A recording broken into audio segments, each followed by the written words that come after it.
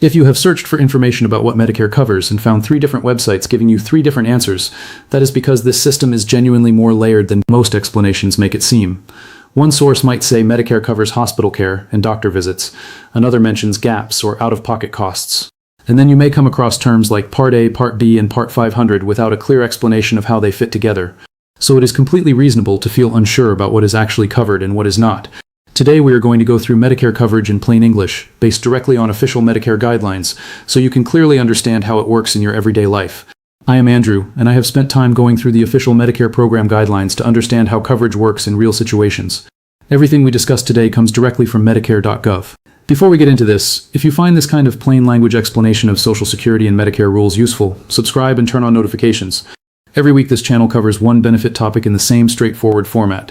Now let us get into what Medicare actually covers. The most common misunderstanding about Medicare is that once you enroll, most or all of your medical costs will be covered. This misunderstanding is understandable because Medicare is often described as health insurance, and most people naturally associate insurance with broad coverage. But here's how it actually works. Medicare covers many essential medical services, but it is not designed to cover everything. There are specific categories of care that are included, and there are also clear gaps where coverage does not apply. We are going to go through each part step by step so that by the end of this video, you have a complete and accurate understanding of what Medicare does and does not do. To make this concrete, let me use an example. Consider someone like Raymond. Raymond is 68 years old, lives in Arizona, and worked for many years as a construction supervisor. After retiring, he enrolled in Medicare Parts A and B.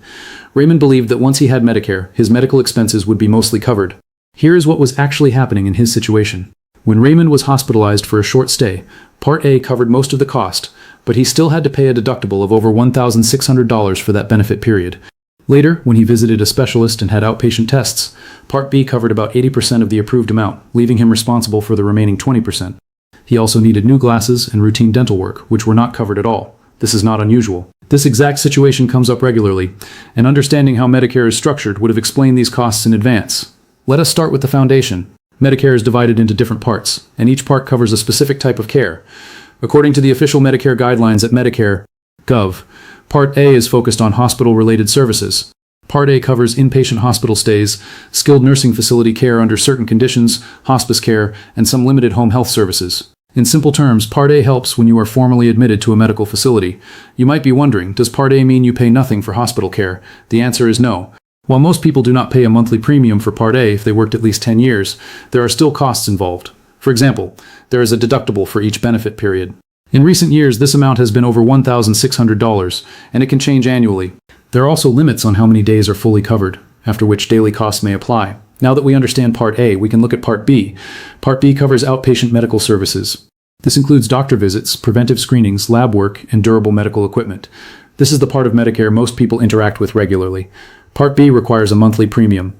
For many individuals, this falls roughly between $170 and $250, depending on income level. In addition, Part B typically covers 80% of approved services, meaning you pay the remaining 20%.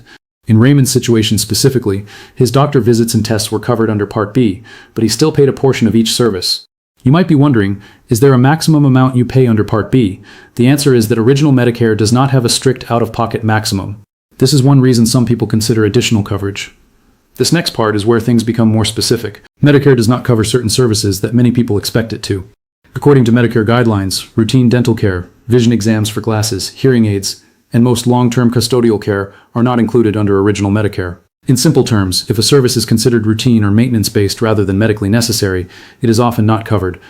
You might be wondering, what about long-term care in a nursing home? The answer is that Medicare may cover short-term skilled care under specific conditions, but it does not cover long-term residential care for daily living assistance. And finally, this is the piece that ties everything together. There is also Medicare Part 500, which covers prescription drugs. Part 500 is provided through private plans approved by Medicare. Costs vary depending on the plan, but most people pay a monthly premium along with copayments or coinsurance for medications. The maximum costs depend on your specific plan and medication needs, but many people spend anywhere from several hundred to a few $1,000s per year. One thing worth understanding about Medicare is how it connects to supplemental coverage. Some individuals choose to enroll in Medigap or Medicare Advantage plans. These plans can help cover some of the gaps in original Medicare, such as deductibles, coinsurance, or additional services like dental or vision. When someone adds this type of coverage, their out-of-pocket costs can become more predictable. This is not something you must have, just something worth knowing so you understand the full system. Before we finish, let me answer 3 questions that come up most often about Medicare coverage. Question 1. Does Medicare cover 100% of hospital costs? Answer: no. Medicare Part A covers hospital stays, but you are still responsible for deductibles and potentially daily costs after certain limits. Question 2. Does Medicare cover routine dental, vision, or hearing care? Answer: in most cases, no. Original Medicare does not cover these services unless they are part of a specific medical treatment. Question 3. Can I reduce my out-of-pocket costs with Medicare? Answer: yes. Some people choose additional coverage like Medigap or Medicare Advantage to help with deductibles, coinsurance, and additional services. Everything we covered today applies generally, but your specific situation may have details that change how these rules apply to you. The most reliable way to get your exact answer is by visiting Medicare.gov, where you can compare plans and review your coverage options. You can also call 1-800-MEDICARE to ask questions specific to your situation. For broader retirement-related information, IRS Publication 554 provides guidance on healthcare costs and taxes, and benefits.gov can help identify additional programs. SHIP counselors are also available to provide free, personalized assistance in understanding your Medicare choices.